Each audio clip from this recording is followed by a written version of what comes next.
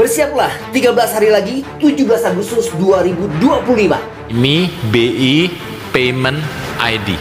Visa, mau kartu Master, mau pakai seluruh ATM Anda, itu menjadi satu datanya. Sehingga orang bisa tahu sekarang, kemana uangmu lari.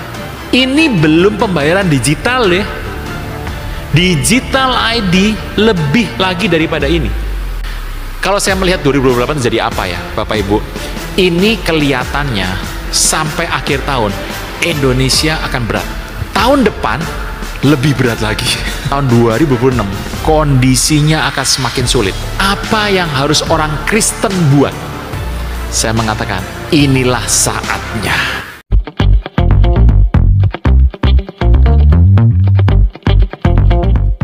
Shalom sahabat terang kemuliaan, apa kabar kalian semua? Senang rasanya bisa berjumpa lagi dengan kalian semua. Kiranya damai sukacita Allah dan kebaikan Tuhan selalu bersama dengan kalian. Diberikan umur yang panjang, diberikan kesehatan sempurna, dan juga tentunya diberikan rezeki yang berlimpah, dijauhkan dari segala sakit penyakit dan mara bahaya.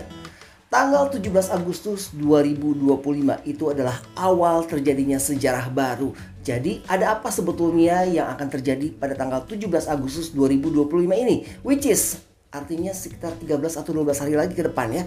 Nah, di sini kalian sudah tahu bahwa pemerintah akan membuat suatu bentuk sistem yang baru, yaitu tentang Payment ID. Dan di sini kita akan dibahas oleh Pendeta Aruna, dibahas tuntas apa itu Payment ID dan apa akibatnya terhadap atau apa dampaknya terhadap kehidupan kita tentunya di tahun ini 2025, di tahun depan 2026, atau bahkan sampai di tahun 2030. Mana sering dibicarakan orang bahwa katanya antara tahun 2005 ini sampai tahun 2030 nanti ini adalah suatu bentuk perubahan sistem yang disebut dengan The Great Reset. Nah, ada apa sebetulnya? Apa yang akan terjadi? Sahabat terang kemuliaan, sebagai anak Tuhan tentunya kita tidak perlu takut. Roma 8 ayat 28 berbunyi, kita tahu sekarang bahwa Allah turut bekerja dalam segala sesuatu untuk mendatangkan kebaikan bagi mereka yang mengasihi Dia, yaitu bagi mereka yang terpanggil sesuai dengan rencana Allah. Jadi apapun yang terjadi, ini memang harus digenapi dan harus terjadi. Sahabat terang kemuliaan, sebelum kita mendengar lebih detailnya tentang Payment ID ini yang dimana dimulai 17 Agustus 2025 ini, sebetulnya sistem ini akan disahkan pada tahun 2028 atau 2029. Tetapi pada tanggal 17 Agustus 2025 nanti ini sudah dimulai dengan uji cobanya. Nah, sahabat terang kemuliaan, jangan lupa sebelumnya dukung terus channel terang kemuliaan tentunya dengan cara apa? Dengan cara subscribe dan bagikan video-videonya kepada yang lain agar kiranya channel terang kemuliaan ini bisa menjadi berkat untuk orang banyak. Dan juga saya ucapkan terima kasih untuk kalian semua yang sudah bergabung menjadi member. Dengan menjadi member itu artinya kalian sudah mendukung penuh pelayanan dari channel terang kemuliaan ini dan juga mendukung pertumbuhan dari channel terang kemuliaan ini. Dan sahabat terang kemuliaan, jangan lupa juga follow TikToknya. Sahabat terang kemuliaan, langsung saja kita akan mendengarkan penjelasan detailnya seperti apa tentang Payment ID ini, juga mengenai Great Reset-nya yang akan dijelaskan oleh Pendeta Aruna melalui salah satu khotbahnya di salah satu gereja. Selamat menyaksikan, tonton sampai habis.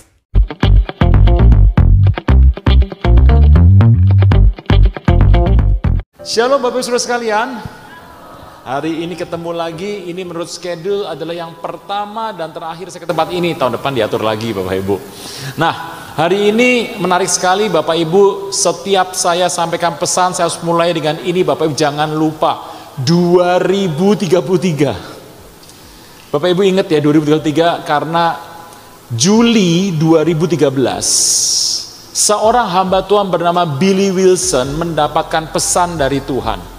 Sebuah visi, bukan nubuatan, sebuah visi. Dan beliau itu mengerti visi ini bahwa dia harus menyelesaikan amanat agung sampai 2033. Lalu dia mulai bicara sama teman-temannya, sama hamba-hamba Tuhan. Dia mulai bicara yang pertama, kedua, ketiga, dia mulai bicara. Dan banyak orang mendengar dan mengerti. Tetapi walaupun mengerti, mereka tuh gak tahu mau bikin apa. Nah, karena nggak tahu itu, terus setahun, 2 tahun, terus sampai 9 tahun, Pendeta Billy Wilson membagikan cerita ini. Lalu pada bulan Mei 2022, di Jakarta ada sebuah simposium internasional yang bicara hamba-hamba Tuhan. Nah, hamba-hamba Tuhan itu bicara, ternyata tuh hamba Tuhan menyampaikan ada 3 orang yang menyampaikan hal yang sama. Pertama, Pendeta Billy Wilson. Billy Wilson itu seorang dari Pentakosta Karismatik. Dia seorang tokoh dari Empower 21. Bapak Ibu mengerti Empower 21 yang sudah ganti nama menjadi Everyone. Bapak Ibu, Anda mengerti bahwa yang pertama Pendeta Billy Wilson menyampaikan. Yang kedua, Pendeta Nicky Gamble. Anda mungkin nggak ngerti orang, saya juga nggak ngerti orangnya kok. Nicky Gamble menyampaikan, Bapak Ibu, Yang ketiga adalah pendeta Rick Warren. Rick Warren adalah hamba Tuhan dari Saddleback, Texas yang tinggi besar. Dia menyampaikan hal yang sama. 3 orang menyampaikan 2033. Saya sendiri pribadi, saya tidak terlalu ngerti tentang 2033, tapi yang paling penting saya mau lakukan apa yang Tuhan perintahkan kepada mereka. Bapak Ibu, hari ini Anda mengerti bahwa dalam dunia kekristenan, kita tunggu ininya papan tulisnya. Dalam dunia kekristenan ada 3. Yang pertama, kalau Anda melihat segitiga itu ada yang pertama, kedua, dan ketiga.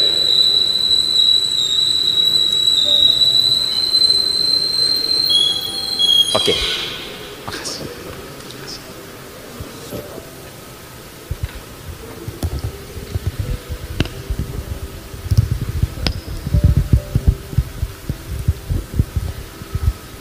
Wah, baru. Sebentar Bapak Ibu.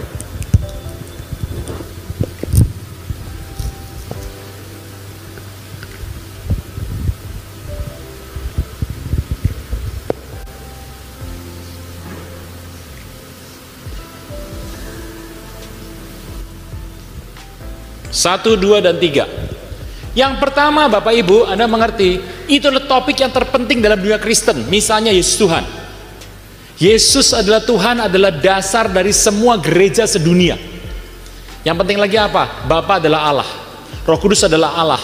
Baptisan itu penting, perjamuan kudus itu penting. Bapak Ibu kalau bicara hal yang saya ucapkan tadi, Bapak Ibu mengerti bahwa topik itu merupakan topik yang memenuhi seluruh gereja di muka bumi. Ini topik nomor 1 tuh. Anda bilang baptisan penting Bapak Ibu. Saya mau tanya, baptisan cara apa yang penting? Anda mau bilang di sini bahwa kalau tidak dibaptis selam pasti tidak selamat? Saya percaya selam. Anda juga percaya selam. Tapi apa Anda mau berani bilang bahwa yang tidak selam pasti neraka? Tidak tahu Bapak Ibu. Nah, itu nomor 2. Yang nomor 3, contohnya adalah akhir zaman. Bapak Ibu, saya sudah bicara di sini beberapa kali, sudah 3 kali kalau saya ini yang keempat. 3 kali saya bicara. Ini ketiga Bapak Ibu. Saya sudah bicara tentang akhir zaman, dan akhir zaman itu banyak sekali tipenya seperti ini. Nah, kita sepakat untuk memberikan yang nomor 2 sama nomor 3 kepada gereja masing-masing, dan kita menuju ke atas. Bapak Ibu, topik ini penting. 2033 adalah topik yang penting untuk Anda selesaikan amanat agung, menjadi penginjil-penginjil di akhir zaman.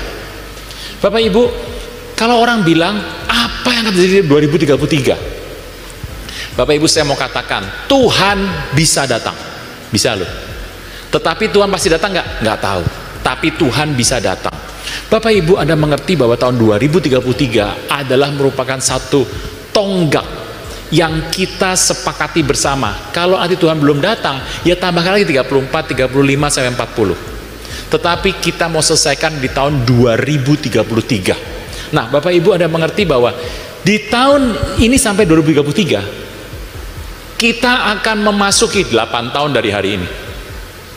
Kita memasuki 2025, kita akan melewati 2030. Bapak Ibu, Anda harus mengerti apa yang terjadi pada tahun 2030. Kondisinya sepertinya nggak jadi apa-apa di sini. Tetapi pengangguran mulai banyak, kondisi bekerja mulai sulit, orang buka usaha tidak mudah. Ada yang bertanya sama saya, Pak, ada apa?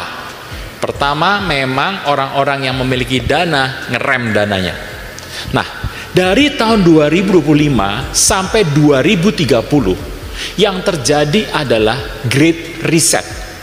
Bapak Ibu, Anda pernah membaca bukunya atau pernah membeli atau Anda mengerti buku mengenai Great Reset? Bapak Ibu mungkin jarang yang bisa bahasa Inggris, tapi buku itu bagus. Great Reset itu ditulis oleh Klaus Schwab. Klaus Schwab itu adalah tokoh besar yang sekarang sudah dipenjara karena korupsi. Jadi Klaus Schwab menulis buku Great Reset itu bagus sekali. Dalam tulisan itu disebutkan bahwa semua bidang di muka bumi, teknologi, ekonomi, pendidikan, entertain, apapun di muka bumi ini akan diriset jadi nol.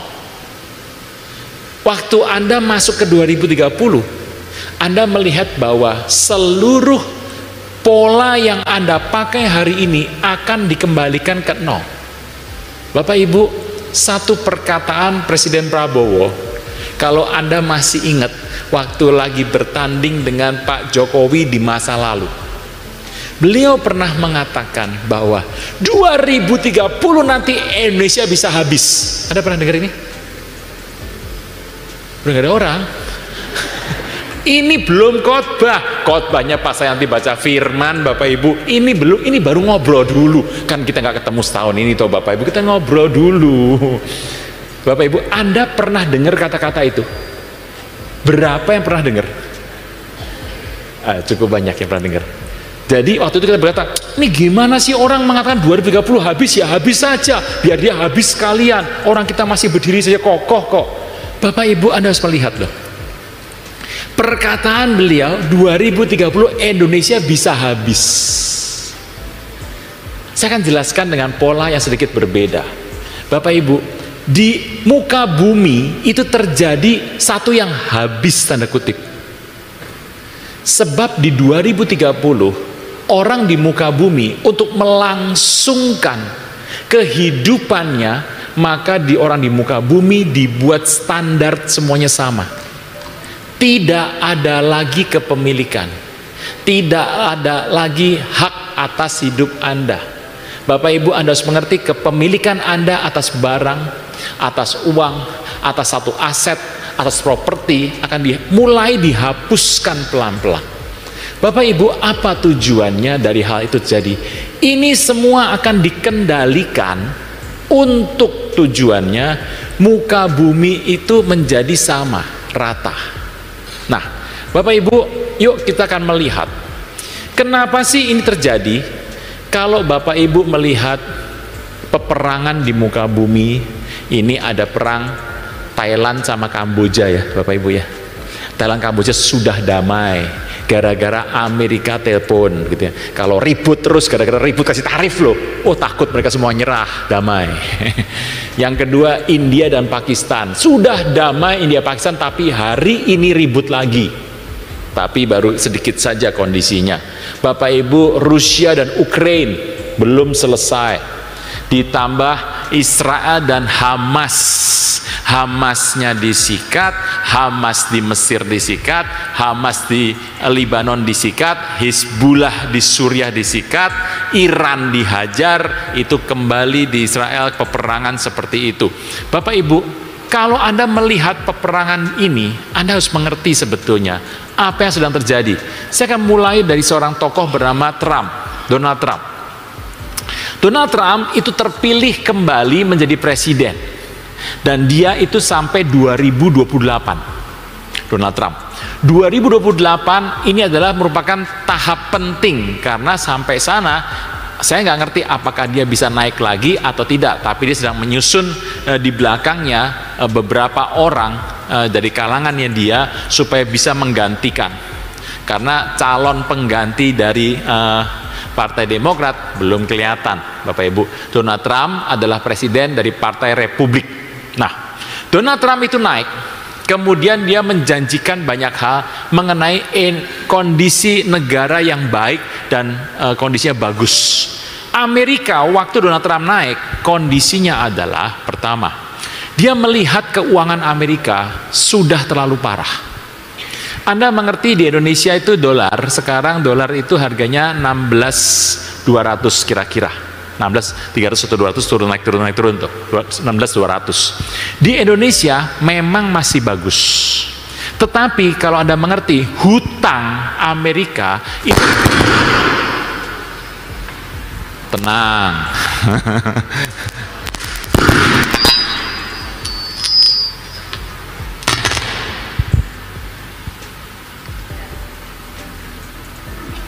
Tes. Oke.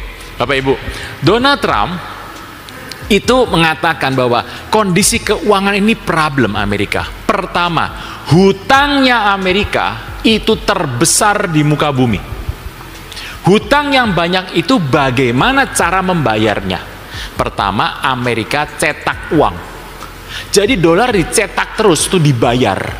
Nah, kondisi itu membuat dolar semakin jatuh tuh nilai dolar. Anda bayangkan Indonesia ya, Indonesia itu beda. Jatuh tuh nilai dolar jatuh. Nah, satu itu.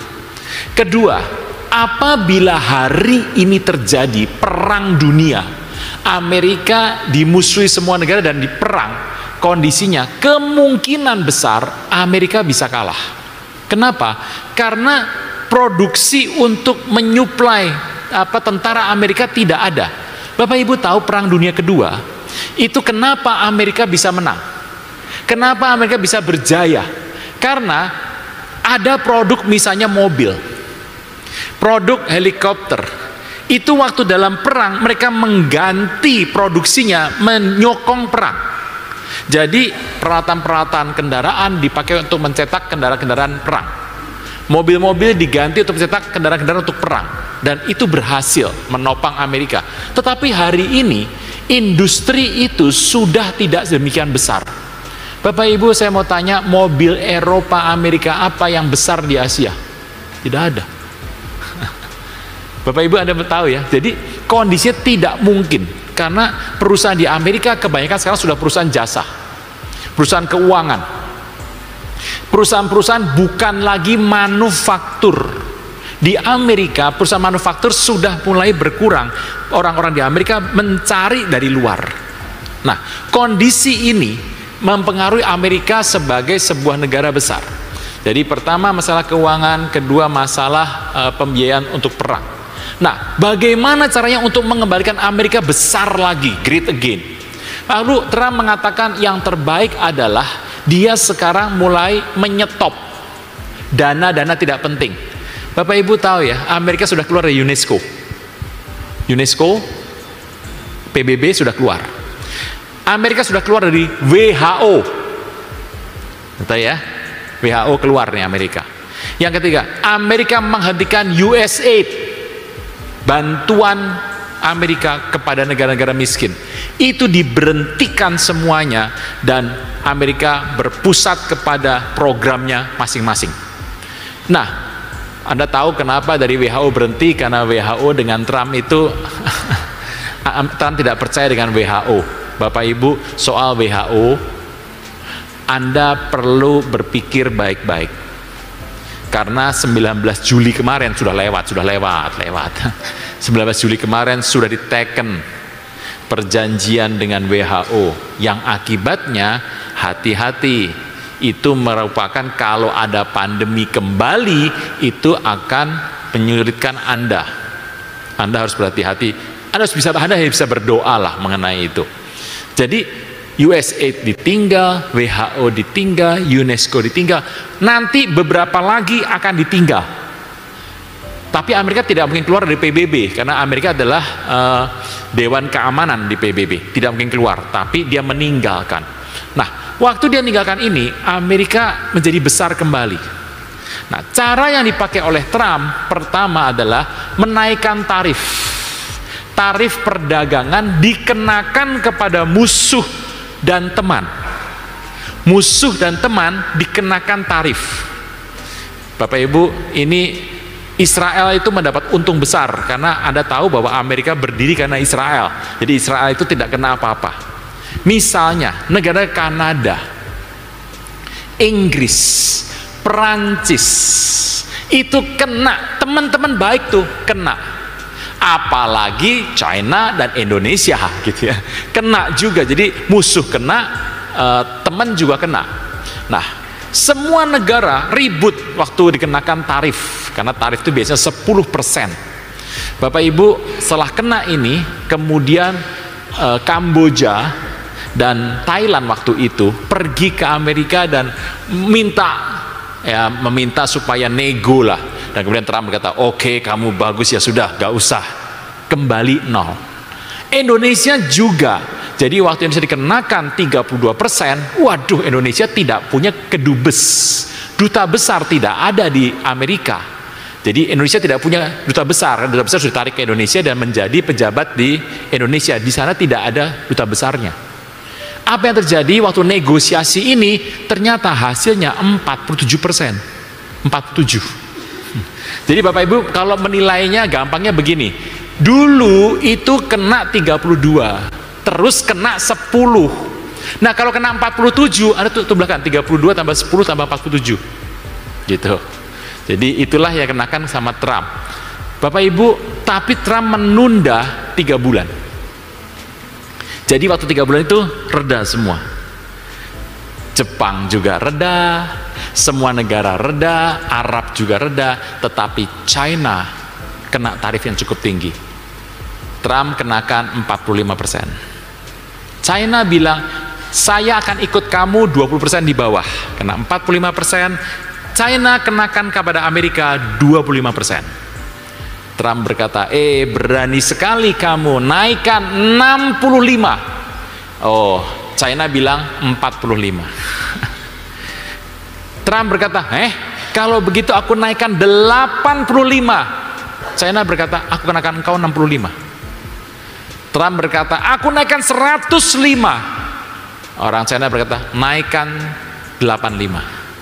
Trump berkata 125. Orang China mengatakan 105. Terakhir Trump berkata 145. Orang China mengatakan 125. China ngikutin terus, tidak undur. Karena China berkata, kami negara berdiri sudah 5.000 tahun. Dan Amerika baru berdiri, itu mah 1776, gampang. Jadi China tidak mau mundur. China tetap mengenakan tarif seperti ini. Bapak Ibu, apa yang Anda baca? Kalau Anda membaca, Trump kemudian melunak. Bapak Ibu harus ngerti soal Trump ya. Ini baru bahas Trump nih. Belum firman, simpen dulu. Simpen dulu. Bapak Ibu yang penting Anda ngerti aja, dengerin aja. Nah, Trump mengatakan, Trump itu tipe orang yang kekuatannya, idenya dar berani di depan. Tetapi Bapak Ibu Anda harus ngerti, nanti kalau di akhir ada nego-nego lagi. Kemudian Indonesia pergi ke Amerika 3 bulan. 3 bulan itu nanti kira-kira awal Agustus akan berlaku. Dan hasil nego dengan Trump menyatakan 19% dikenakan tarif. Tarif itu sebenarnya untuk mengembalikan Amerika menjadi besar kembali. Bapak Ibu melihat di muka bumi, begitu Trump mengumumkan tarifnya naik seluruh negara, apa yang terjadi? Di tahun 2005 semua negara keep duitnya digini. Akibatnya bisnis semuka bumi, pekerjaan semuka bumi, human resource semuka bumi goyang semua. Bapak Ibu hati-hati dengan ini. Tetapi kalau Anda jadi orang Amerika, Anda pasti senang kok. Anda pasti senang lihat kondisi ini. Bapak Ibu, Trump ingin mengatakan orang-orang Meksiko keluar. Bahkan orang yang kuliah di Harvard keluar. Lah gimana coba? Orang-orang yang mendapatkan mau kuliah ke sana, tolakin semua. Sampai ke pengadilan, Trump ngotot bahwa itu harus keluar. Jadi orang-orang dari sisi-sisi dari Meksiko mau masuk ilegal. Orang Amerika perlu orang ilegal untuk kerja di rumah tangga, tetapi itu ilegal. Dan itu sama Trump dibatasi. Karena Trump mengatakan Amerika harus kembali menjadi negara yang nomor 1. Bapak Ibu, ini penting nih. Tarif dikenakan dan semua kondisinya membuat Amerika itu benar dan bagus. Bapak Ibu, kalau Anda berusia di atas 50 tahun, Anda orang Amerika, Anda pasti setuju dengan Trump. Tapi bagaimanapun sulit gitu ya. Nah, Trump waktu dia membuat ini, dia mengatakan, aku akan membuat Stargate. Bisa dipasangkan Stargate. Kita nonton sebentar, bukan ini yang videonya. Ya, oke, pasang suaranya. So my first day back from from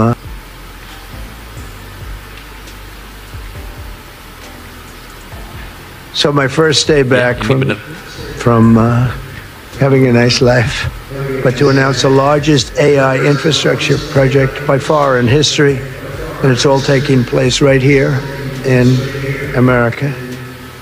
As you know, there's great competition for AI and other things, and they're coming in at the highest level. We're joined by Oracle Executive Chairman Larry Ellison, SoftBank Larry CEO, Ellison, yang tengah tuh orang yang tengah, Masa, CEO dari Oracle, and CEO of yang Open paling dekat sama Trump, Masayoshi Son, by far the leading itu expert dari based on everything pendanaan besar.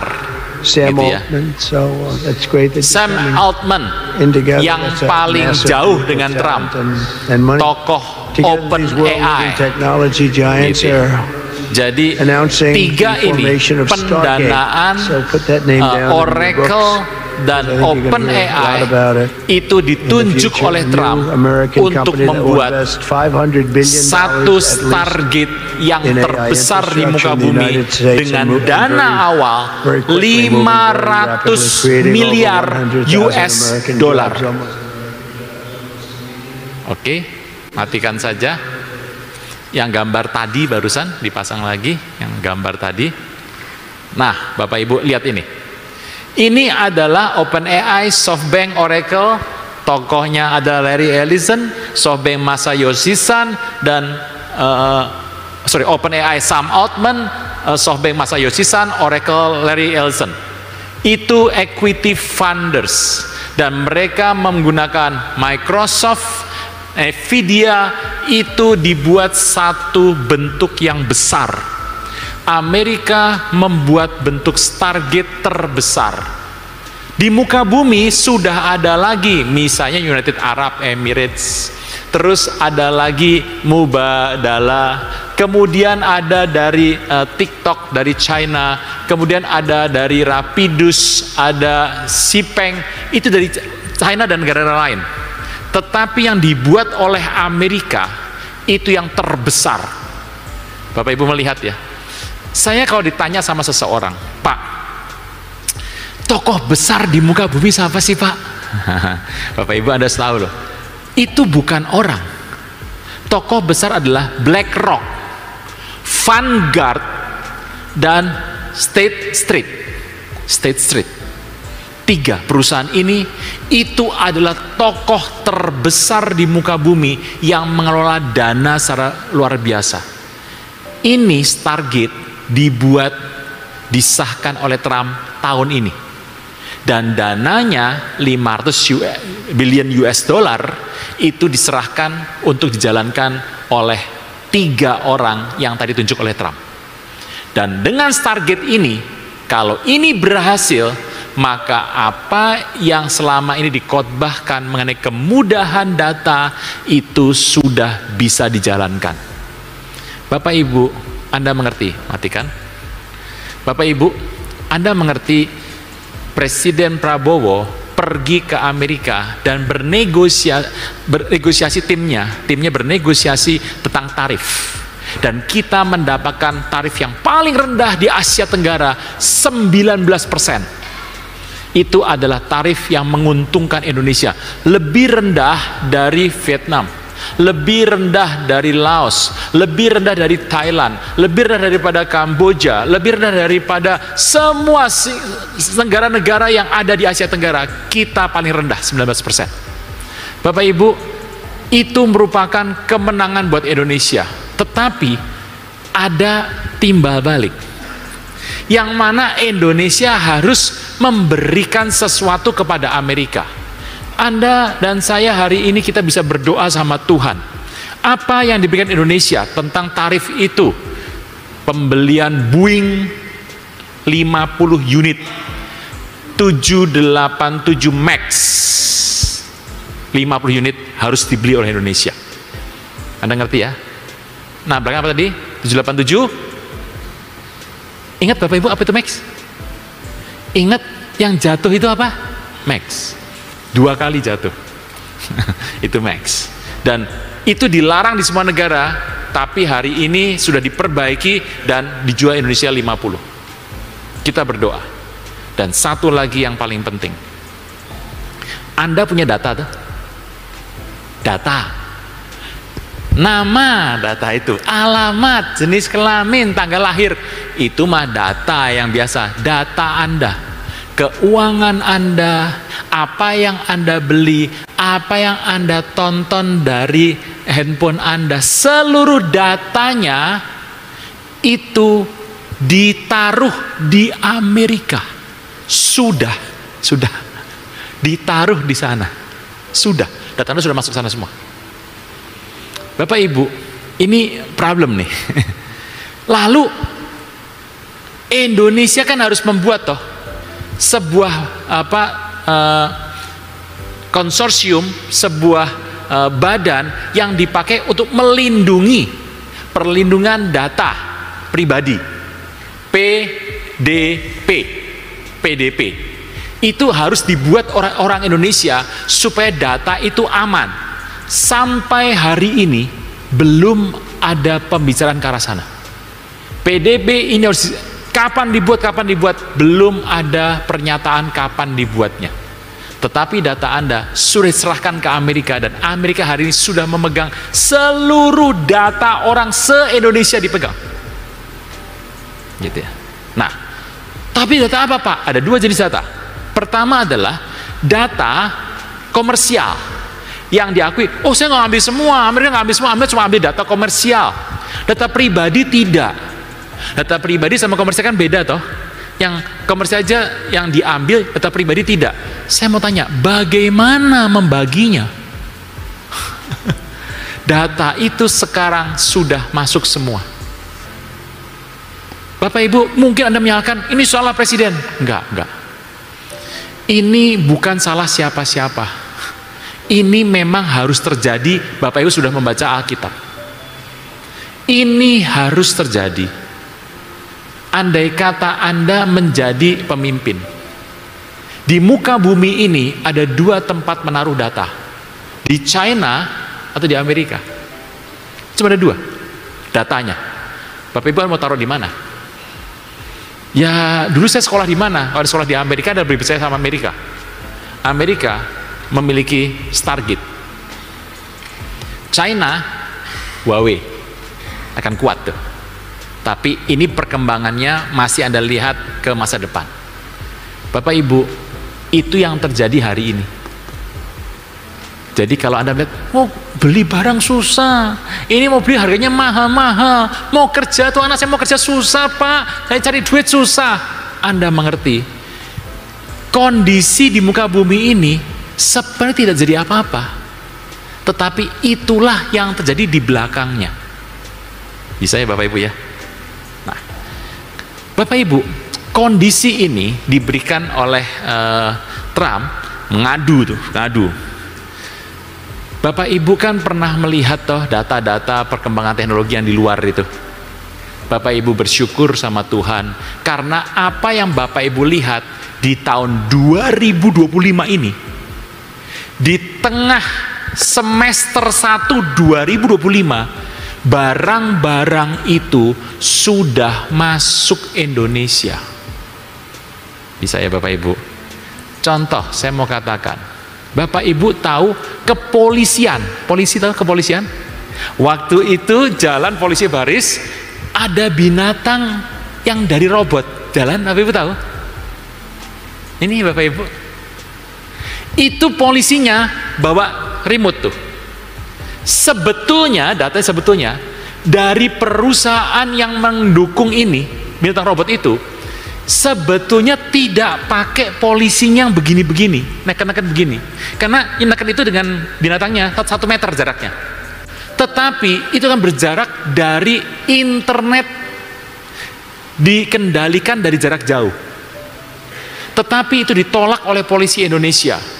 Polisi mengatakan tidak boleh, karena takut nanti keamanannya nggak bisa dipegang gitu. Jadi binatang itu bisa bergerak, robotnya bisa bergerak dengan kendali dari tangan. Gitu, Bapak Ibu melihat ya, ini robotnya. Gambar kedua. Ah, itu. Ini sudah di Indonesia ini. Ini polisi yang pakai kok. Anda tanya, berapa Pak harganya? Murah, nggak bayar. Karena ini masih coba-coba, nggak bayar Bapak Ibu. Tapi Anda mengerti bahwa ini sudah masuk di Indonesia beberapa tipe-tipenya sudah masuk. Nah, ini sudah jalan di dalam bentuk yang tidak muncul di lapangan. Bapak Ibu, Anda mengerti bahwa ini masuk Indonesia dengan cepat.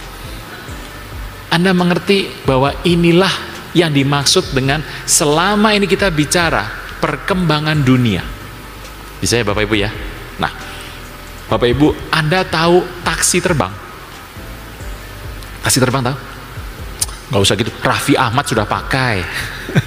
Raffi Ahmad sudah pakai. Naik, wah nanti nggak ada yang nemenin saya, bisa jatuh nggak nih? Gitu. Jadi naik tuh. Sudah dicoba 2 kali. 1 kali oleh Raffi Ahmad dan teman-temannya, yang satu lagi di pameran di GIIAS di Jakarta. Sudah ada taksi terbang, gitu ya. Jadi bentuknya indah sekali, dari China, dari produsennya Chery, gitu. Jadi bentuknya bukan seperti ini, tapi bentuknya indah dan bagus banget. Jadi yang kedua jauh lebih indah. Nih seperti ini, baru. Indonesia ini gambarnya. Chery, mau beli dah? Nggak punya duit Pak, ya sudah jangan. Ini gambarnya. Dengan mudah saja itu mulai masuk. Bapak Ibu, kondisi ini Anda harus berdoa. Kondisi di muka bumi, apa yang sudah dikhotbahkan dari sejak dahulu, Anda sudah melihat, wah ini rame ya, sudah ada barang di Indonesia. Barang-barang ini di Indonesia ada, itu karena hubungan baik Indonesia. Matikan. Bapak Ibu, negara paling aman di muka bumi mana sih? Anda mau bilang Swedia, oke. Mana lagi yang aman? Finlandia, oke. Indonesia aman? Aman Indonesia. Kita itu masalahnya cuma sama internal gotok-gotokan, internal waduh. Anda tahu ada masalah di Cidahu gitu ya, ada masalah apa di Padang tuh, itu ribut-ribut tuh, apa, wah itu rame antar orang gitu ya, gebuk-gebukan. Jadi masalah internal, tetapi masalah di Indonesia bukan eksternal. Saya pernah katakan sama Anda Bapak Ibu bahwa ini Indonesia nih. Karena Indonesia berdagang dengan negara lain, yang kena semua negara ini kena kepada Indonesia 20%. Masih dari Indonesia apa? Nggak ada masalah, kita baik-baik saja, kita tenang saja kok. Anda masih restoran masih enak, yang penting ada duitnya bisa bayar Bapak Ibu. Nah, kondisi Indonesia itu aman dan Anda nggak perlu takut, Anda perlu berdoa saja.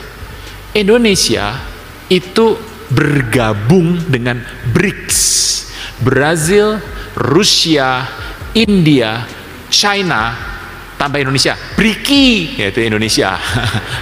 BRICI Indonesia. Indonesia bergabung dengan mereka. Dan apa yang dibuat oleh BRICS? BRICS membuat mata uang untuk melawan dolar. BRICS membuat. Jadi BRICS itu mengumpulkan orang supaya mereka bersatu dan melawan dolar Amerika. Tapi kok dolar harganya tetap kuat, nggak jatuh Pak? Ya karena Indonesia begitu ya. Jadi itu dibuat dan mata uangnya itu sudah ada. Tapi mau beredar itu dibutuhkan sebuah gubernur dari Bank Indonesia dan bank-bank lain yang kuat. Masalahnya dalam BRICS ini bahwa tidak bisa mengalahkan the Fed, Federal Reserve, bank sentralnya Amerika.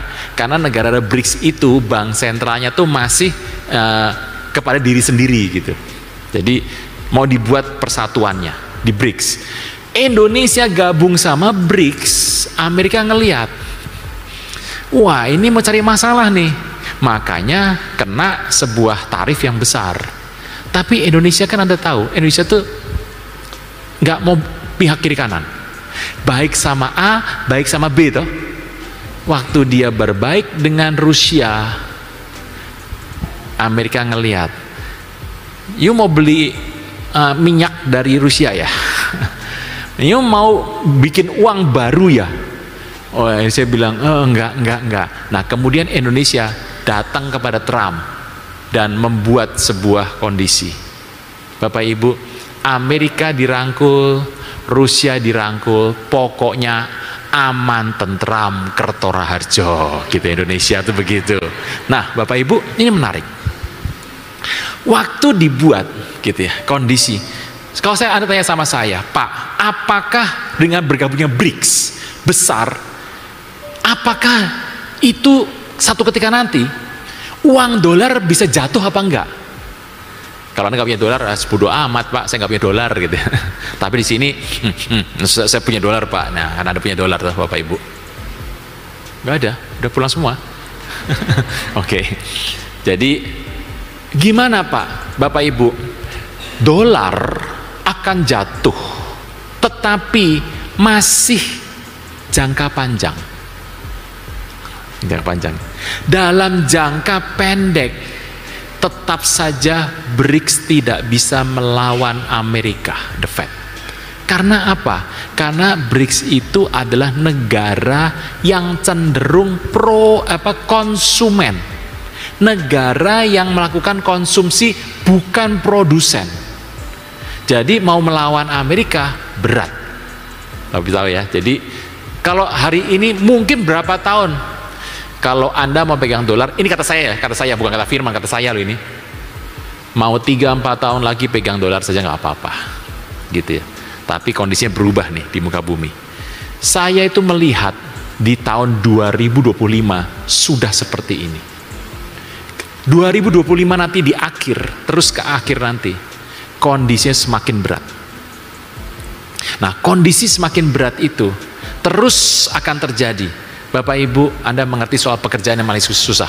Pasang tentang pekerjaan, yang pekerjaan ada orang. Ya, oke, besarkan suaranya.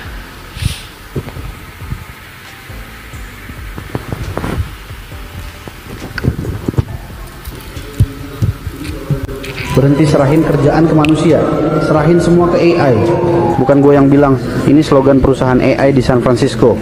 Kalau ini kejadian di Indonesia, lu siap kenalin artisan AI agent super canggih yang bisa gantiin ribuan pekerja. Bukan sekadar chatbot, tapi karyawan AI yang bisa kerja sendiri. Salah satu inovasi gila mereka yaitu AVA. AVA ini AI Specialist Business Development. Nyari prospek, follow up, atur meeting, semua dikerjain otomatis. Hasilnya, AVA bantu artisan raup $1 juta per tahun. Ini semua terjadi secepat itu. Sekarang kalau lo kerja di sales, calling dan customer service, yang terjadi adalah Indonesia akan punya orang di Indonesia ini jumlahnya kira-kira 300 juta. 300 juta nih. Di Indonesia kira-kira jumlah orang 300 juta. Anda akan berkata, waduh Pak, bonus demografi Pak, besar. Ini bagus untuk kayak produsen. Itu masalahnya. Karena orang 300 juta itu, Anda mau katakan sebagai beban demografi atau sebuah bonus demografi. Karena sekarang saja mencari pekerjaan sudah susah. Bapak Ibu, kalau Anda punya pekerjaan hari ini, Anda pegang. Ngucap syukur sama Tuhan, sebab Tuhan yang memberikan pada Anda dan saya anugerah untuk hidup di muka bumi. Bapak Ibu, kondisi ini semakin sulit. Jadi semua negara yang orangnya banyak dan cenderung tidak teredukasi, itu akan jadi masalah di dalam. Anda tahu di Jepang itu sudah kurang ya, orangnya kan sudah turun tuh. Karena tingkat kesuburan mereka juga jatuh terus itu. Makanya Jepang sekarang membuka orang Indonesia yang mau ke Jepang, dibuka lebar-lebar. Maka orang Indonesia rame-rame ke Jepang tuh. Wah, menjadi tenaga kerja di sana. Tapi sampai di Jepang mereka bikin kekacauan. Jadi di situ mereka kumpul-kumpul pakai gaya yang semacam-macam sehingga membuat orang Jepang marah. Dan kondisinya sekarang sedang ditertibkan dan akan dipulangkan kembali ke Indonesia. Ini bahaya Bapak Ibu, kalau sampai Indonesia lagi gimana nanti? Nah, Bapak Ibu, kondisi ini terjadi di muka bumi. Jadi situasi peperangan seperti inilah yang sedang terjadi di muka bumi. Ini di muka bumi, seluruh di muka bumi terjadi seperti ini. Bapak Ibu harus mengerti loh hari-hari ini. Menjadi sulit untuk Anda memegang keuangan. Nah, saya bicara soal keuangan. Bapak Ibu, Anda ucap syukur sama Tuhan bahwa keuangan kita akan menuju pada akhirnya gitu. Jadi keuangan itu, ini kan akhir zaman kan di sini ya Bapak Ibu nih, akhir zaman. Ini akhir zaman nih. Nih keuangan Anda itu begini. Anda akan mulai cepit nih, dicepit. Ini menuju ke sana nih. Semakin kebebasan Anda semakin sulit sekarang. Salah satu bukti bahwa Indonesia itu sudah menyerahkan data Anda dan saya ke Amerika, maka Anda akan sebentar lagi di Indonesia ada yang namanya Cortex. Pajak Cortex. Bagus. Anda bisa mengerti banyak kalau Anda masuk ke Cortex. Anda sudah pakai, kan nomornya pakai NIK Anda tuh. Jadi setiap orang sudah punya NPWP. Itu di Cortex. Nah, Anda harus masuk ke sana, tapi di sana Anda akan semua yang keluar dari dana Anda bisa ditelusuri. Itu pun masih kurang. Lalu Indonesia membuat BI Payment ID. Nih. Ini BI Payment ID. Cara yang dipakai itu seperti ini. Next. Nih, jadi Anda punya Dana, Anda punya OVO, Anda pakai QRIS. Anda pakai QRIS lah biasanya. Bapak Ibu, Anda kalau pakai QRIS itu dari Amerika, itu yang namanya Visa dan Master, nggak dapat dana gitu ya. Jadi kalau pakai QRIS nggak dapat toh itu hanya ceklek dapat gitu. Tapi Amerika marah-marah karena Master sama Visa nggak dapat itu. Gimana itu? Dan dengan begini ada tuh. Jadi Anda sekarang mau bayar pakai QRIS, pakai OVO, pakai GoPay, pakai Dana, mau pakai kartu Visa, mau pakai kartu Master, mau pakai seluruh ATM Anda, itu menjadi satu datanya. Sehingga orang bisa tahu sekarang kemana uangmu lari. Gitu. Ini belum pembayaran digital ya. Digital ID lebih lagi daripada ini. Rencana di akhir nanti yang sedang dipikirkan mungkin terjadi pada tahun 2008-2009. Uang Anda itu sudah punya nama. Jadi namanya si A, jumlah uangnya 100. Itu dikeluarkan buat apa saja, terdata semuanya. Ini kalau Indonesia sebetulnya ada susah, karena bagaimana kalau orang-orang yang koruptor misalnya, itu menyembunyikan uangnya di mana tuh? Mereka akan melempar duitnya mungkin di Singapura, mungkin di Cayman Island, mungkin di sebuah tempat-tempat di muka bumi yang pajaknya nol. Ditaruh di sana semua. Ini Bapak Ibu, Payment ID sebentar lagi di tahun ini akan terjadi. Bapak Ibu, bagaimana kalau Anda lihat ini? Nah, kalau Anda misalnya, ya Pak mau pakai apa juga terserah Pak, uang saya pokoknya ya ada uangnya saya bayar, gak ada uangnya saya nggak bayar apa-apa, itu bisa. Tapi ini merupakan sebuah kondisi orang-orang mulai berpikir, ada apa di sini? Nah, Bapak Ibu, Payment ID ini akan berlaku di Indonesia. Nah, situasi yang berlaku itu cenderung kalau Anda melihat pergerakannya sekarang cepat sekali. Di muka bumi ini peristiwa-peristiwa inilah yang sedang terjadi. Jadi waktu Anda kesulitan dengan keuangan, ini menjadi susah, makanya sekarang pajak di mana-mana. Bapak Ibu dipajekin sekarang di mana-mana. Bapak Ibu tahu ya. Jadi bikin apapun kena pajak. Apa? Kena pajak. Semuanya kena pajak. Bahkan katanya ini belum diputuskan nih.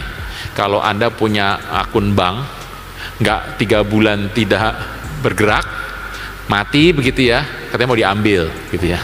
Ini baru wacana Bapak Ibu. Jadi kondisinya semakin menjadi kesulitan bagi Anda untuk bergerak. Bapak Ibu sudah siap? Ini mau firman nih. Jadi inilah peristiwa yang terjadi di Indonesia. Peristiwa ini yang terjadi Dan dalam situasi ini, dunia sedang berlomba-lomba untuk menambahkan segala sesuatu yang penting. Kita ngomong China sekarang hari ini. Di China, kalau Anda melihat ke China, itu kan kota-kota besar, itu ada tahu Chongqing tuh, itu bagus tuh, Shanghai itu besar, itu Guangzhou atau Beijing itu besar, Bapak Ibu, bagus dan mewah gitu ya. Dan itulah di China sedang mengembangkan semua kemampuannya untuk teknologi. Misalnya matahari buatan dibuat 3 matahari buatan, bulan buatan dibuat 10.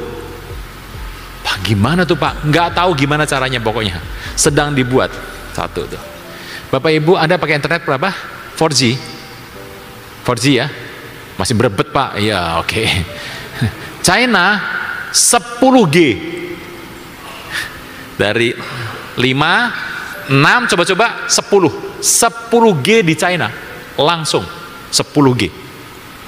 Jadi cepat sekali Bapak Ibu situasinya. Nah, kondisi ini itu membuat, karena China harus mengambil apapun yang besar. Anda tahu harga mobil sekarang? Ini akan terjadi di Indonesia. Di Indonesia nanti kemungkinan akan terjadi bahwa Anda beli mobil, Anda pakai sampai rusak, kemudian Anda taruh, Anda beli baru lagi. Mobil seperti itu. Hari ini mobil listrik harganya ada yang sudah diskon sampai 100 juta. Anda mau beli mobil sekarang, beli apa Pak? Mobil listrik Pak? Ya kalau ada duit beli sekarang. Bapak Ibu, kondisinya seperti itu. Jadi barang-barang yang Anda beli, Anda cuma pakai, kalau rusak ya buang. Karena semua mobil yang Anda beli, yang konvensional terutama, itu kalau ada mobilnya tuh biasa kalau bempernya rusak atau kena spionnya rusak, ya Anda akan ganti. Spare part-nya itu masalah berat di Indonesia. Tapi Ibu ngerti ya? Jadi cerita ini Anda harus ngerti bahwa ini yang sedang dikejar oleh China. Nah, dalam China mengejar ini, mau membuat yang terhebat, Anda harus mengerti kenapa China tetap menjadi nomor 2. Bapak Ibu, kalau Anda ke China, Anda nggak boleh ngomong sembarangan. Indonesia kalau ribut tuh begitu, wah pemerintah gini-gini. Di China tidak ada, karena ada CCTV. Di mobil taksi itu CCTV ada 2, satu ke sana untuk melihat jalan, keamanan bagi Anda, satu lagi ke dalam. Kalau Anda ngomong China gimana? Bagus. Mereka terbiasa ngomong begitu. Rakyat sosialis semuanya dipaksa supaya menghormati orang dan bicara karakter yang bagus. Tidak boleh asal bicara. Tidak boleh sembarangan bicara. Itu di China. Nah, Bapak Ibu, China membuat ini semua, tetapi kan orang China itu besar, negaranya besar kan. Di China ada negara yang kota yang besar, yang bagus, ada kota-kota yang pedesaan, Bapak Ibu. Yang pedesaan ya masih seperti zaman dulu gitu ya. Bapak Ibu kalau ke sana Anda tahu bahwa mohon maaf itu. Toiletnya masih kayak dulu gitu ya. Jadi Anda harus ngerti itu seperti apa itu. Tanya sama yang tahu tuh. Saya kalau ngomong gitu berat lah, saya nggak mau ngerti lah Bapak Ibu. Tapi kalau yang bagus-bagus, kalau yang jelek-jelek. Nah, secara tengah Anda ambil, China masih kalah sama Amerika. Tetapi hari ini banyak orang mengatakan, kalau mau sekolahkan anak di mana? Anda tahu, di China. Karena etos kerjanya lebih menarik. Nah, dua negara ini sedang maju begini. Bagaimana dengan Eropa nih, Inggris, Perancis, Belanda, Italia, bagaimana? Mereka cenderung kemajuannya melambat. Kemajuannya melambat dan cenderung tidak bisa kembali. Kenapa bisa begitu? Bapak Ibu mengerti? Kondisi itu dipengaruhi oleh salah satunya adalah perang Israel. Nah, Bapak Ibu, Anda mengerti bahwa ini kan dunia ada perang nih di muka bumi. Perang itu banyak, gitu ya. Jadi Thailand dan Kamboja perang. Thailand dan Kamboja perang. Itu permasalahan karena Kamboja menanam di perbatasan yang sudah rame lama, taruh di situ, dan itu orang Thailand ada 5 yang meninggal. Kemudian marah, diserang, ngadu kuat gitu ya, meninggal ada 20 orang, terus serang-serang terus. Tapi hari ini mereka sudah kembali karena ada gencatan senjata. Di Afrika gimana? Afrika mah perang biasa, Afrika perang terus. Jadi Afrika tuh perang terhadap perang internal ya, Afrika. Rusia dan Ukraina. Ini gimana Rusia sama Ukraina? Kita akan simpan ini untuk kita bahas berikutnya. India, Pakistan. Peperangannya gimana? Ini menjadi perang proksi. Proksi itu apa sih, Pak? Proksi jadi gini. Dua negara ini kuat nih. Dia memilih satu negara. Ini memilih satu negara. Ngadu pion. Gitu. Jadi di belakang India, Amerika suplai senjata. Pakistan, Rusia suplai senjata. Mereka biar berantem aja. Siapa yang untung? Yang jual senjata. Untung tuh jual senjata nih. Nah, Bapak Ibu, yang ini adalah Israel. Bapak Ibu, yuk kita bahas sebentar perang Ukraina. Ukraina sebetulnya adalah, kalau Anda tahu perang Rusia sama Ukraina jadi ribet gini, kenapa sih Pak? Dibom aja habis satu. Anda ngertilah, kalau Rusia mau sebetulnya ngebom Ukraina, satu hari selesai. Tetapi kenapa tidak ngebom? Kenapa? Sebab kalau ngebom pakai nuklir, cari masalah. Di muka bumi ini sudah ada masalah bahwa orang harus perang pakai rudal saja, tidak boleh pakai rudal nuklir. Karena kalau nuklir sekali dicelung, waduh ribut itu. Ada 9 negara di muka bumi yang punya nuklir. Amerika, Rusia, China, Inggris, Prancis, India, Pakistan, Israel, Korea Utara. Gitu ya. Jadi siapa dari negara-negara ini yang harus Anda lihat dan pelan-pelan ini siapa? Bapak Ibu, saya melihat ke Korea Utara. Kenapa? Negaranya paling miskin, tetapi persenjataannya paling kuat. Dan itu, waduh, ngeri. Kalau disorok-sorok sedikit, tiba-tiba ngebom, blung, waduh ribut itu semuanya. Korea Utara Anda lihat ya. Nah, Ukraina sama Rusia itu perang berkelanjutan. Rusia tidak mau ngalah untuk permintaan Ukraina yang mau terima, Ukraina juga tidak mau terima, dan Ukraina meminta bantuan dari Eropa sampai hari ini. Tapi kalau saya melihat peristiwa perang antara Rusia dan Ukraina itu akan berkepanjangan, panjang sekali. Trump hari ini sudah mengatakan, saya kasih waktu 10 hari ya untuk Rusia menyerah dan Rusia menghentikan gencatan senjata. Kalau tidak, hati-hati, kata Trump. Tetapi Bapak Ibu tahu ucapan Trump itu cuma kuat di awal saja, gitu. Nah, Rusia itu marah besar dengan Ukraina. Ukraina lebih marah lagi, tapi dibantu dengan persenjataan dari Eropa. Perang Ukraina itu adalah perang antara Eropa dan Rusia. Bapak Ibu mengerti bahwa perang itu sama-sama kuat, tetapi di belakangnya Bapak Ibu harus mengerti, itu ada Putin sama Trump yang bersahabat. Jadi Ukraina dan Rusia menurut saya tidak akan cepat selesai. Kondisinya terus berkepanjangan. Bapak Ibu akan mengerti perang Israel. Kalau Israel menghajar Hamas, Bapak Ibu tahu Hamas ya. Di dunia itu ada 57 negara penghasil minyak. 57 negara OPEC, 57 negara. Dari 57 itu, 14 negara masih melakukan dagang dengan Israel. Indonesia tuh dagang sama Israel, dagang. Negara itu masih dagang sama Israel, masih dagang.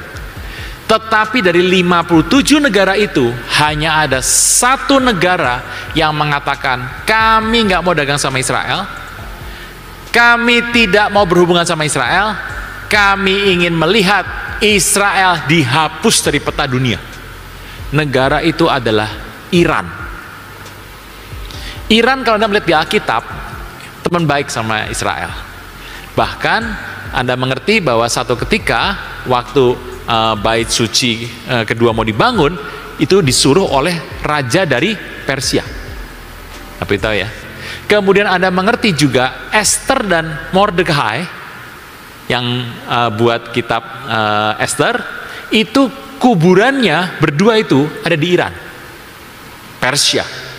Persia punya teman yang baik semasa itu, dan dalam peperangan itu kondisinya seperti berteman baik dengan Israel, terus berteman sampai di abad ke-20 tahun 1979. Dalam peristiwa 79, hari itu yang menjadi tokohnya Iran.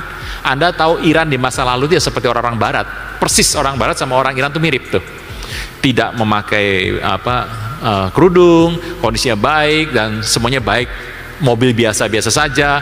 Tetapi yang menjadi pemimpin adalah Syah Iran. Syah Iran itu teman baik dengan Amerika.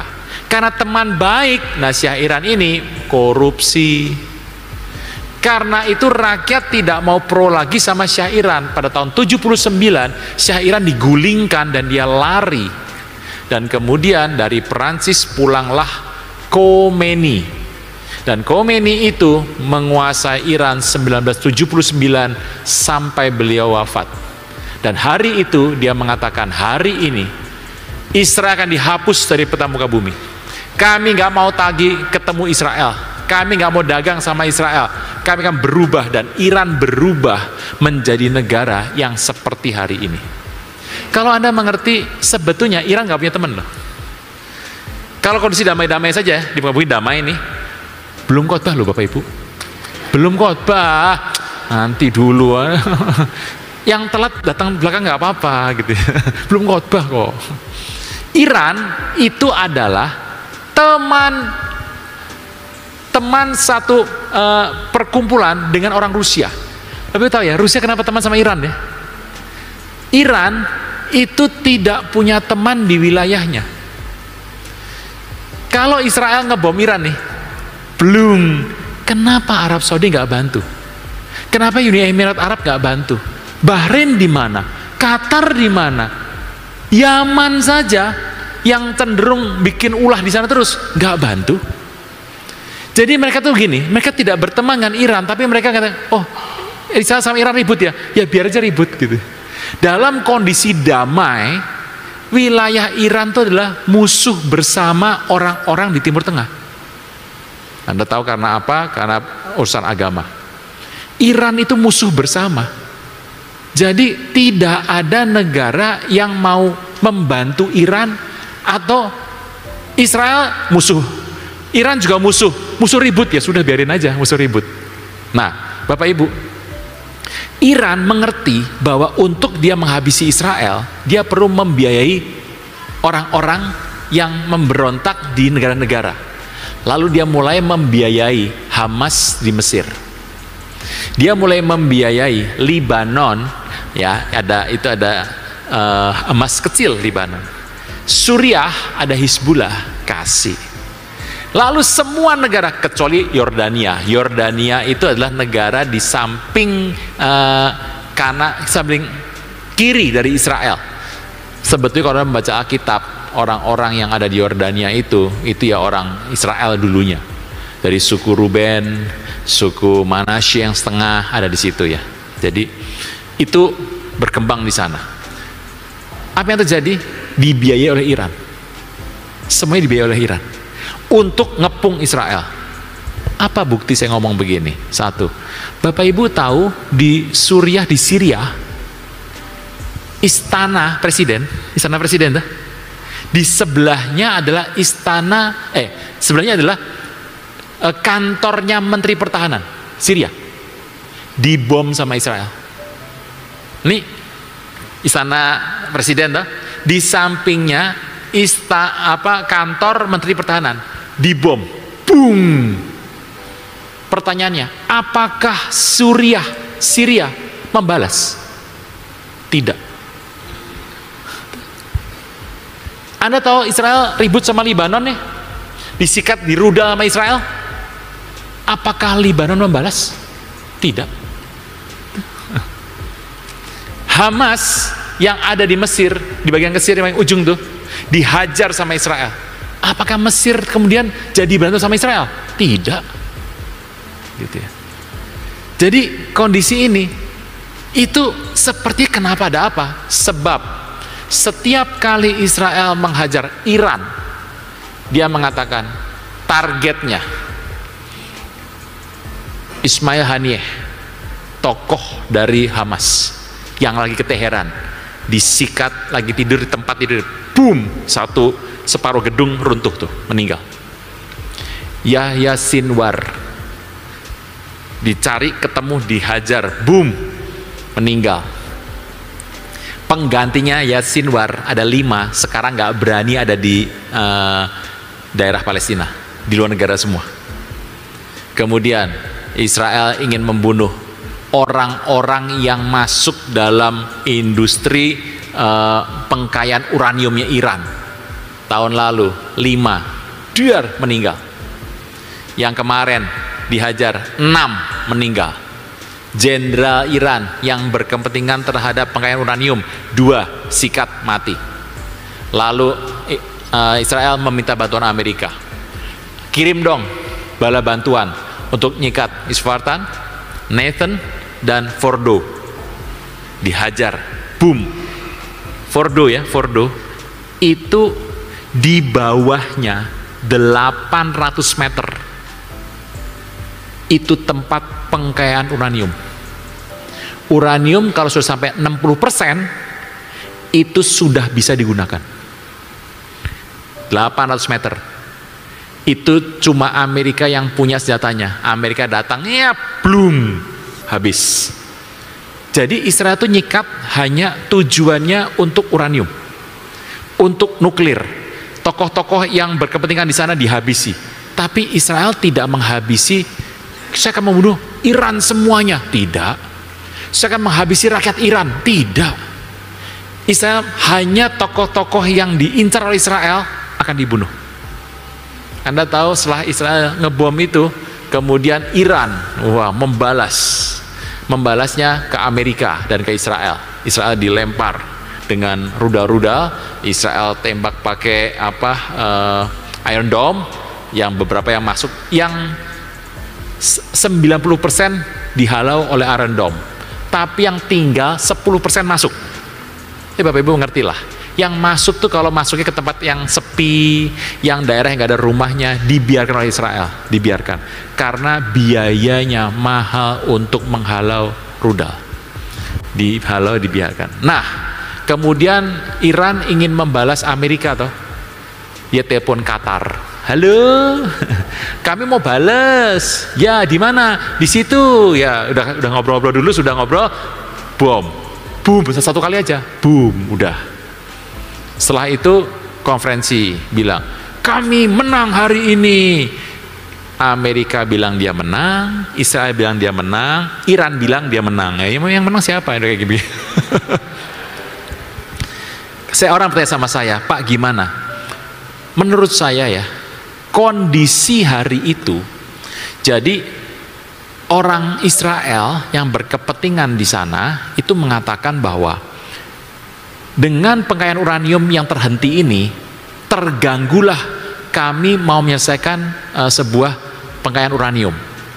Tapi memang Iran itu tidak boleh pinjem atau Rusia kirim dong nuklirnya. Orang tahu tuh bahwa itu bukan berasal dari dalam, pasti dari Rusia. Ada perjanjian di antara 9 negara untuk tidak saling mengirim rudal ke tempat negara lain. Nah, kalau saya ditanya, terganggu nggak Pak? Orang Iran berkata, 1 bulan atau 2 bulan lagi kami terganggu, tapi setelah itu kami akan bangun lagi Bapak Ibu harus ngerti lah. Orang kalau bicara begitu, menurut saya ya, 6 bulan lagi belum tuh mulai lagi. Jadi Iran sekarang diam dah, sudah diam. Bapak Ibu, kondisi di Timur Tengah seperti itu. Kondisi itu menjadi penting dan besar. Sebab kondisi perang di Timur Tengah, Bapak Ibu kalau lihat perang ini,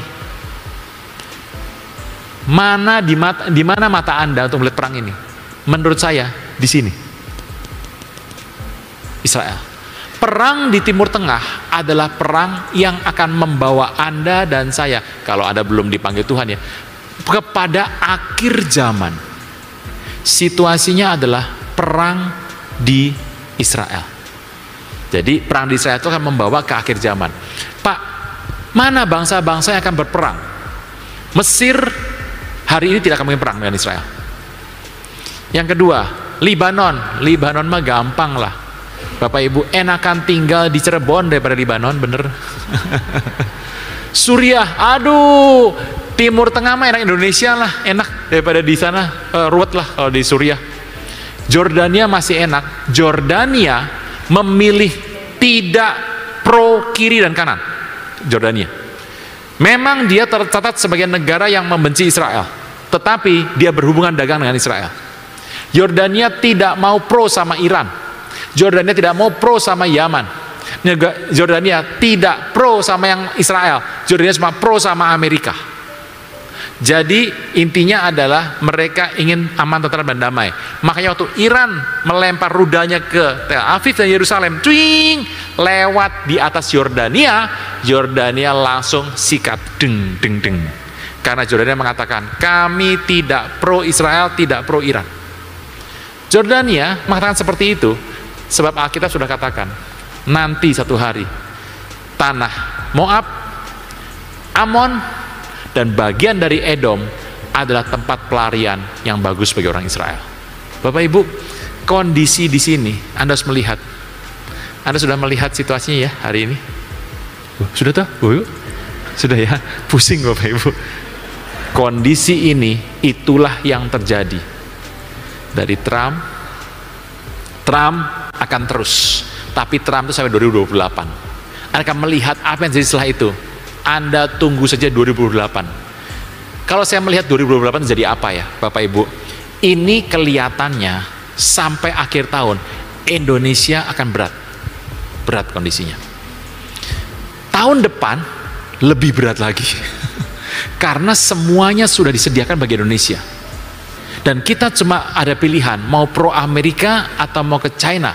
Nah, kita nggak mau pro kiri kanan, tapi Anda harus nyerahkan toh. Karena mereka membuat tekanan-tekanan kepada Indonesia. Bapak Ibu, di tahun 2026 kondisinya akan semakin sulit. Nah, kalau saya ditanya, Pak, apa yang harus orang Kristen buat? Saya mengatakan, inilah saatnya. Ini saat yang paling baik untuk Anda pergi jadi penginjil. Sebab Anda tahu, di Alkitab Anda membaca, di semua situasi Anda membaca, Anda mengerti bahwa peristiwa penginjilan akan terjadi, pertobatan akan terjadi, orang-orang bertobat terjadi di Indonesia selalu dimulai dengan sebuah peristiwa yang berat. Anda tahu pada tahun 65, kondisinya waktu 65, setelah itu orang dibantai habis-habisan, pertobatan mulai muncul. Orang waktu itu kan nggak hidup, kamu agamanya apa? Orang itu harus punya agama. Jadi dia memilih jadi agama, kalau nggak beragama akan dibunuh. Bapak Ibu, itulah yang membuat nenek saya bertobat. Nenek saya akhirnya bertobat, jadi ikut Kristen. Jadi dia ikut Kristen jadi pendoa dan dia ke gereja tiap hari jam 5. Nenek saya tuh berdoa. Sampai dia terus dengan gayanya yang sederhana, terus sampai satu hari dia bisa bercakap-cakap sama Tuhan seperti saya ngomong sama Anda ini loh Bapak Ibu. Tapi zaman dulu ya, saya juga nggak percaya apaan kayak gitu ya, masih kecil belum bertobat waktu itu Bapak Ibu. Tapi peristiwa itu terngiang dalam hidup saya tahun 65. Kemudian muncul lagi tahun 80-an. Bapak Ibu masih ingat di Jawa Tengah kerusuhan? Setelah itu pertobatan banyak. 2008 pertobatan bagaimana? Indonesia mengalami perubahan, pertobatan yang besar setiap kali ada peristiwa-peristiwa besar yang mendahuluinya. Dan hari ini, di tahun ini, Anda sedang melihat sebuah jalan ke tahun 2030. Jalan yang engkau akan jalani ke sana bukan jalan yang baik, tapi bersama dengan Tuhan kita akan cakap menanggung segala sesuatu. Bapak Ibu, berikan kemuliaan buat Tuhan Yesus. Haleluya. Udah mulai khotbahnya, nanti dulu sebentar Bapak Ibu. Jadi gini, Bapak Ibu, Anda melihat ya bahwa Trump kondisinya, Putin kondisinya, Netanyahu, ini penting Bapak Ibu. Anda kan ngerti tuh. Kenapa Netanyahu masuk rumah sakit? Netanyahu masuk rumah sakit. Salah makan, masuk rumah sakit 3 hari gitu ya. Saya tahu itu untuk menghindari dia masuk ke pengadilan. Karena ada kasus korupsi yang akan menjerat Netanyahu. Tapi setiap kali kasus mau datang, dia berkata, perang. Loh, orang nggak jadi lagi toh. Jadi perang adalah merupakan satu cara untuk dia lewat lari daripada kasus korupsi. Bapak Ibu, Anda mengerti bahwa peristiwa ini akan terjadi terus-menerus. Tetapi orang banyak yang lupa. Orang tidak melihat. Orang cenderung, wah ini rame nih. Tapi orang tidak melihat apa yang dikerjakan di balik itu semua. Bapak Ibu harus ngerti, di muka bumi ini situasinya semua sedang dirancang supaya menuju kepada satu titik. Bapak Ibu, tahun 2030 Anda harus hati-hati, sebab itu adalah rencana di muka bumi akan dibuat. Orang tidak memiliki apa-apa, itu hidup lebih tenang, lebih aman. Jadi semua yang Anda punya akan dikontrol oleh negara. Jadi, dan negara itu kondisi sekarang dengan perang-perang ini orang sedikit lupa. Tapi Bapak Ibu mengertilah, kondisi bahwa di muka bumi ini semua sedang diatur. Bapak Ibu, bagaimana dengan chip gitu ya.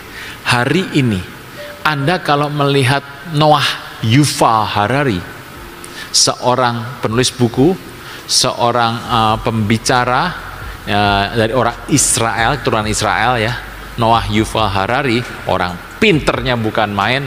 Dia mengatakan bahwa itu sudah akan segera jadi. Kondisinya akan dibagikan kepada banyak orang. Dan setelah 19 Juli yang kemarin 2025, Anda sudah sulit untuk menolaknya.